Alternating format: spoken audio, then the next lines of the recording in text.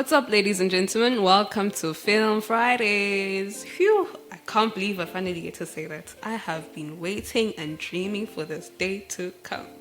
And of course, I am your soon-to-be favorite film head, host wenu, Unondumiso Wagwandlovu. And it's safe to say, I'm obsessed with movies. Now today, I'll be taking you down memory lane. Let's talk cartoons for a bit. Let's reminisce. Let's remember the old days, our innocent little selves running to the TV, going to watch your favorite Disney movies or your favorite Disney series. And I'm sure a lot of millennials and Gen Zs can relate when I say Disney played a massive role in shaping how we perceive animations. From renting AMA VHS tapes to streaming animations on subscription platforms, Disney sure has seen its ups and downs. But first, let me mention a few that you just might remember. And you never know, it might be the next one that you watch. So what I believe you were trying to say is thank you. Thank you? You're welcome. What? There's Pinocchio, there's Zootopia, 101 Dalmatians, Cinderella, Aladdin, Beauty and the Beast, Encanto, and of course the legendary The Lion King. Now the next one has seen, especially recently, it has seen a lot of critique and it's not so good. And of course I'm talking about the one and only Snow White and the Seven Dwarfs. Now the first one was released in 1937. I mean, we loved it. Of course, we weren't there, we weren't born yet. But, I came to appreciate it later on in life, maybe around my, let's say, late teens. I loved it. I started loving Disney princesses all over again. I went back from Snow White, of course, I went to Cinderella, I went to Beauty and the Beast. I sang along because I still remember these songs. And they still make up a part of my childhood. So nowadays, however, I'm not sure what's going on. What's going on, Disney? Are you okay? Are you struggling? Can help. I'm not employed. Have you ever had a dream that you had? Yes, Disney has given us classics, right? We're not in disagreement about that. Movie franchises like, the Marvel's Avengers series and Star Wars, these are raking in over $1 billion. They're some of Disney's highest grossing movies of all time. On the animation side, of course, we have The Lion King, Frozen. Oh, Frozen gave us an era. We were busy. And the toddlers too, hey? Let it go, let it go, let it go, let it go. Stop it. Get some help. They were good. Let me put it like that. They were good. And we're still singing along to this day. These movies have made us cry. They've made us laugh. They've made us want to avenge our favorite characters like our lives depended on it. Avengers! Assemble. Until it ends, of course. And you're like, back to reality. They tend to teach us how to live a good life and how to be kind to others, how to find comfort in the little things in life. They remind me to be a good person to the next person for my sake. I'm sure that's what the Disney brothers had envisioned their work doing. And quite frankly, for the most part, they accomplished that. I took the pleasure of taking this memory train to the streets. Now let's hear what some of you have to say about your favorite Disney experiences. Growing up, my eyes were always glued to the screen, watching animation, cartoons, you name it. Even now, I remember the theme songs from the Hurricanes to movies, like The Lion King, Simba meeting Nala, and Timon starting I can see what's happening. What? And they don't have a clue. Oh, they'll fall in love, and here's the bottom line. Our 3 years down to 2. That's how much I loved cartoons and animation. I was just engrossed in that world. I was living with the characters. That was that. My childhood just made magical with all the different stories. Let's take it from 0 to 100 real quick. From sweet to we're the villains now. Disney has released a second trailer to the live action remake of Snow White starring Rachel Zegler, and has been experiencing quite an enduring and long backlash that refuses to die, as Forbes put it. And so far, most of these remakes have been a quick money grab, they don't seem as authentic as the original animations. They lack, sincerity. I remember when The Lion King was released in 2019. I was so scared to watch it, and I still haven't in 2024 because I'm afraid that will ruin my childhood memory of, The Lion King, the original Lion King. With time, there's a lot of remaking of movies here and there. And now with advancements in technology, you find that we are also having live action and things like that. I tried watching Simba, The Lion King again. I just couldn't. Timon didn't laugh the same way. Maybe it's also because part of that world was also falling in love with the different voices for the different characters. The hyenas didn't sound the same. Pumbaa didn't sound the same. The jokes were not the same. And I actually stopped watching. I couldn't even finish it. And, things like The Little Mermaid. I love that, you have more people of color in this type of movies. But at the same time, it wasn't the same as my childhood. That warmth and, what I felt when I watched those movies for the first time, it wasn't there. But probably it will be there for people watching it for the first time. But for me, it just couldn't compare to what I'd seen as a kid. Because let's be honest, who wants to watch, real animals, fighting like real animals, telling a story? It's not as fun as it was with the dramatic original The Lion King, It's not as immersive. It's not as animated. So I can only imagine what they'll give us for Snow White. Yes, some of us liked the remake of Beauty and the Beast, and Aladdin wasn't that bad, right? But with Snow White and with the trailers we've seen so far and the little controversies that come along with them, so far both of them had received backlash, and it's intense. Let me explain. So when first announced, Snow White is going to be starring Rachel Zegler, who is of Colombian and Polish descent. Comments have been saying, no, Rachel's not pale enough for the part, as the princess is described as having skin as white as snow, right? But benefit of the doubt, you think Disney can cast, right? So I'll let them have that one. That's fine.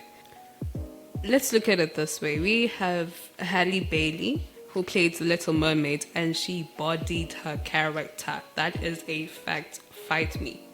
And she's a black girl. So yes, Rachel may not be as white as snow, but hey, who knows? She might just body her character as well, and you might just love the movie because of her. But of course, let's give it time. Let's wait until 2025 to see what she can do with the movie. Now, Zegler acknowledged these comments by saying that Snow White, the character, is a really big deal in Spanish-speaking countries, and she expressed her joy and her pride in playing a Latina princess, even though she's originally of a different race. And I applaud her for that. That takes, guts. It's a huge challenge for an actor to stand up and say, I'm going to do this for my people. Of course, a few disagreements here and there, pros and cons, but hey, we'll wait to see how that will play out in 2025. Now, let's hop on to our second controversy. So, the original is titled Snow White and the Seven Dwarfs, right? And you'd think in the remake, there'd be 7 little people, right? But in the trailer, we were hopeful.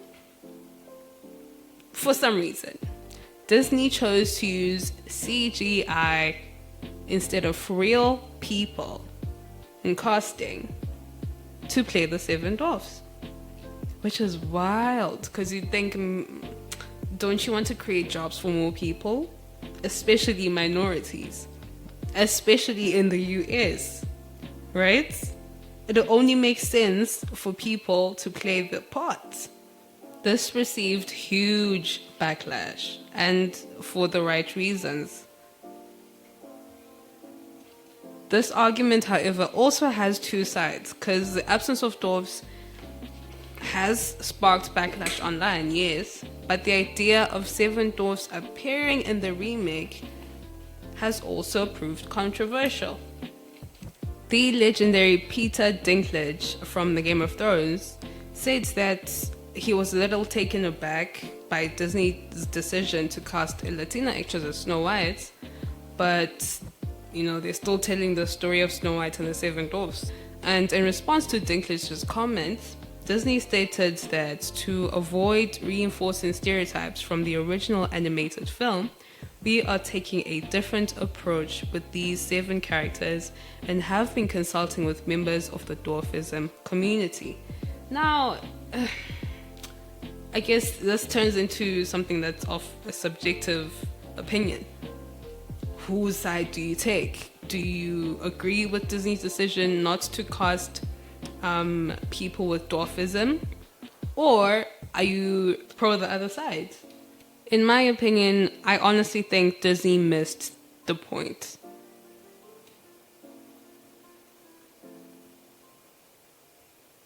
I'm curious to find out what your take on this subject is.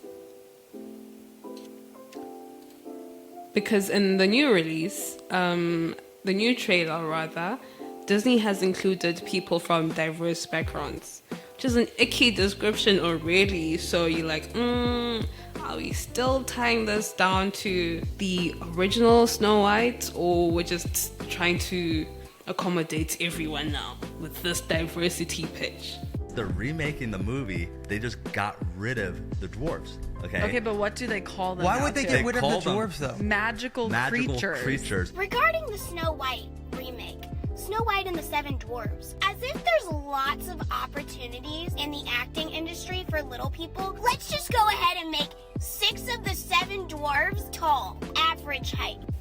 What makes matters worse is that Zegler's comments haven't exactly been helpful in promoting Snow White. She has made a series of offhand comments in which she playfully mocks the original animation.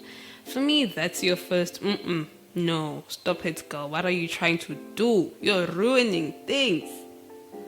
Because yes, we know that the character Snow White wouldn't have been appealing in today's generation because she's not exactly a feminist. She's a whistle while you work type of gal, She will get that house clean, she will wash the clothes, she will do the dishes and prepare that meal. And of course, be saved by a prince. Now, all of that has been kicked to the curb by Zegler's comments. She says, that's not what Snow White is all about now, okay? She has changed. In fact, she doesn't even need a prince to rescue her. Rescue me for who? For what? Because she is that girl. She gets things done. You said you were bringing a modern edge to it on stage. What do you mean by that? I just mean that it's no longer 1937, and we absolutely wrote a Snow White that is not going to be saved by the prince. She's not going to be saved by the prince. She's dreaming about becoming the leader she knows she can be, and the leader that her late father told her that she could be if she was fearless, fair, brave, and true. What Zegler has basically done is turn Snow White into a pro-feminist and, change up the story altogether. So we are lost. We're thrown off a tangent. We don't know what to expect because it doesn't seem like it's it's going to be worth a watch, to be honest.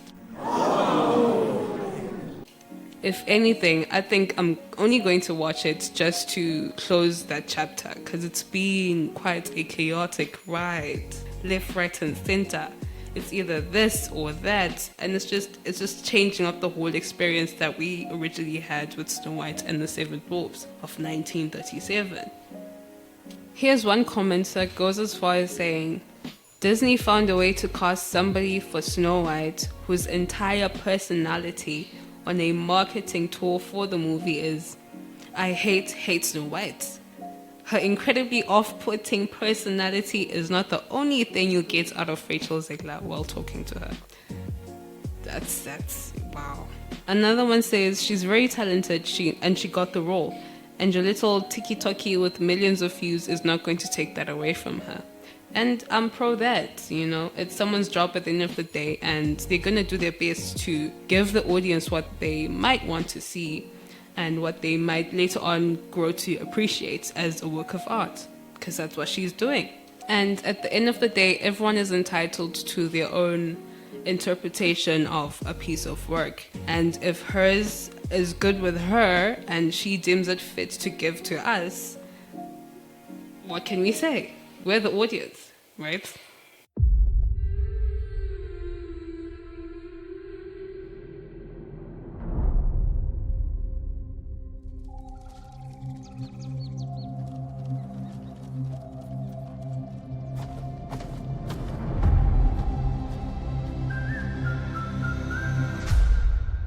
So, whistle while you work.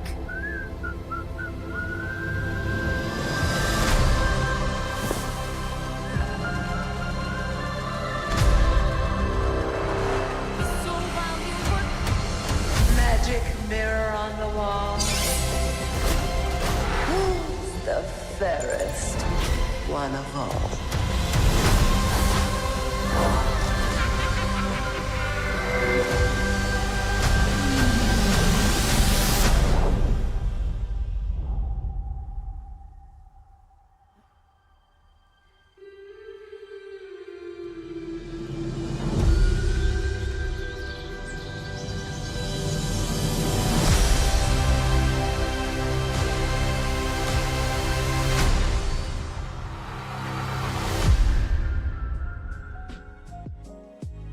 Now, let's hear what those personally invested in the story have to say.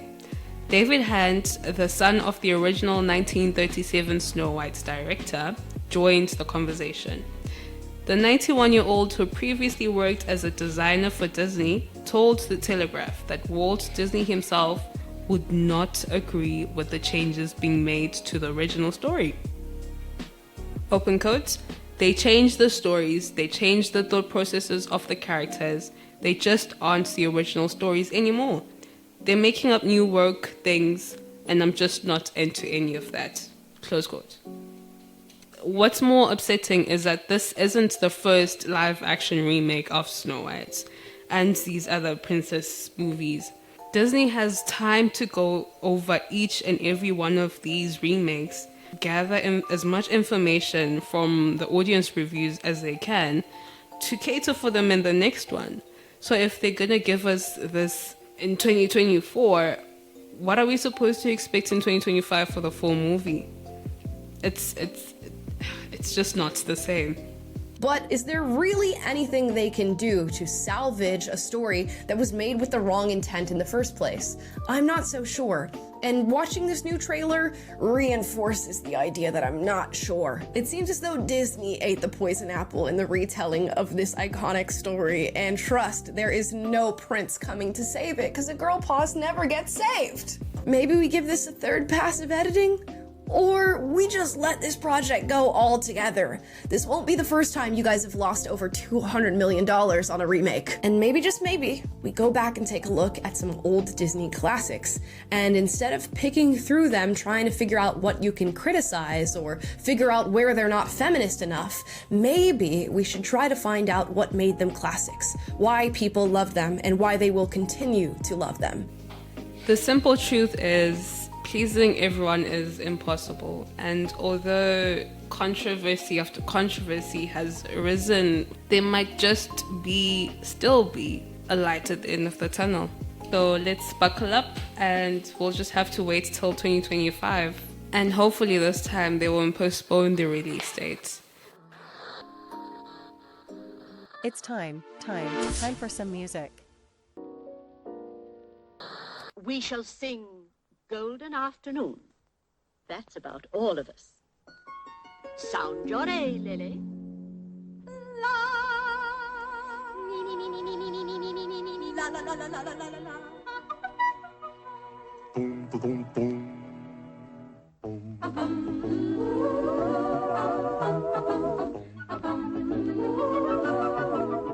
Little red butterflies kiss the tulips, and the sun is like a toy balloon. They're getting up in the morning glories in the golden afternoon. There are dancing daffodils on the hillside, strings of violets are all in tune. Tiger lilies love the dandelions in the golden afternoon, the golden afternoon. There are dog and caterpillars and a copper centipede, where the lazy daisies love the very peaceful life they lead. You can learn a lot of things from the flowers, for especially in the month of June, there's a wealth of happiness and romance, all in one golden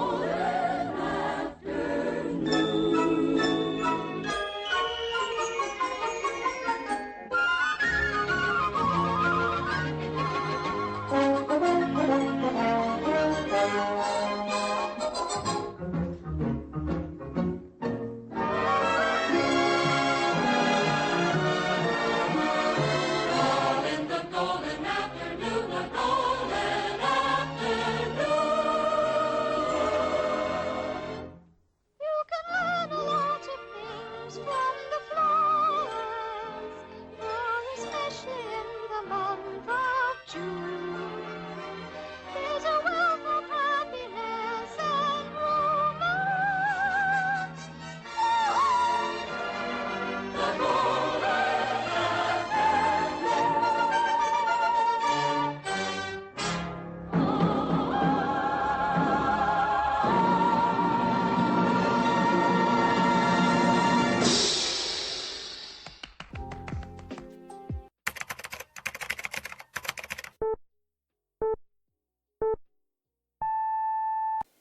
I can see what's happening. What? And they don't have a clue. Who? They'll fall in love, and here's the bottom line. Our trio's down to 2. Oh. The sweet caress of twilight. There's magic everywhere. And with all this romantic atmosphere, disasters in the air.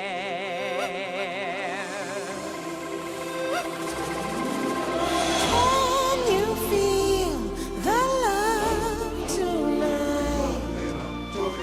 The peace the evening brings. The world for once in perfect harmony with all its living things. So many things to tell her, but how to make her see the truth about my past? Impossible. She'd turn away from me. He's holding back, he's hiding, but what I can't decide. Why won't he be the king I know he is, the king I see inside? Can you feel the love tonight? The peace the evening brings. The world for once in perfect harmony with all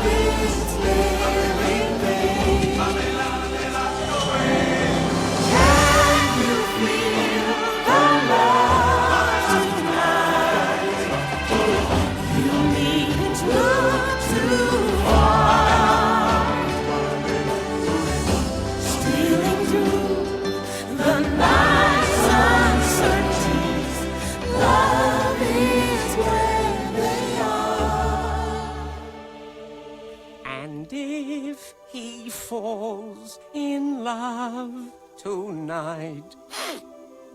It can be assumed his carefree days with us are history. In short, our pal is doomed.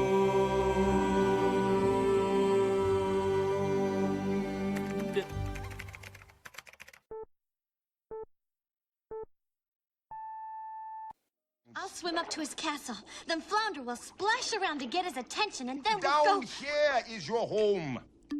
Ariel, listen to me. The human world, it's a mess. Life under the sea is better than anything they got up there.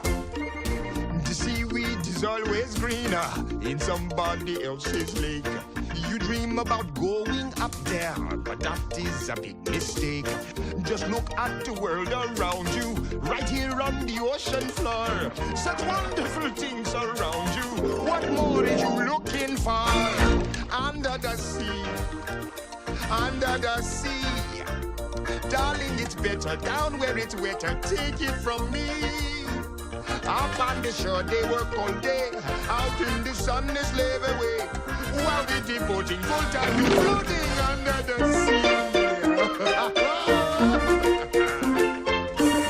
Down here, all the fish is happy as off through the waves they roll. The fish on the land ain't happy. It's hot cause they in the bowl. But fish in the bowl is lucky. They in for a worse fate.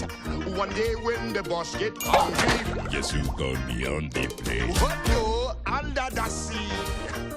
Under the sea. Nobody beat us, fry us, and eat us in fricassee. We what the land folks love to cook. Under the sea, we have to hook. We got no trouble. Life is the bubbles under the sea. Under the sea. Under the sea. Since life is sweet here, we got the big here naturally. Even the sturgeon and the ray, they get the earth and start to play. We got to hear it, you got to hear it under the sea. The lute play the flute, the cop play the hop, the bass play the bass, and they sound and sharp. The bass play the brass, the chub play the top. The flute is the Duke of Soul. The way he can play the lings on the strings, the top rocking up the blackfish. He sings the smelt and the sprat. They know where it's at. They know that blood is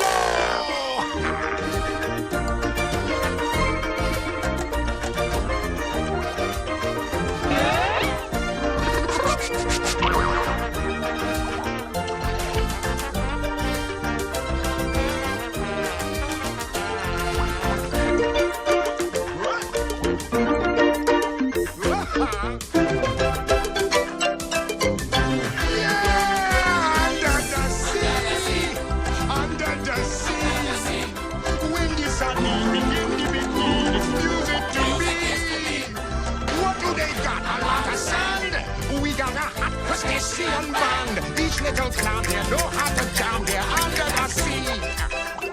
Each little slug here cutting a rug here under the sea. Each little snail here know how to whale here. That's why it's hotter under the water. Yeah, we in luck here down in the muck here under the sea.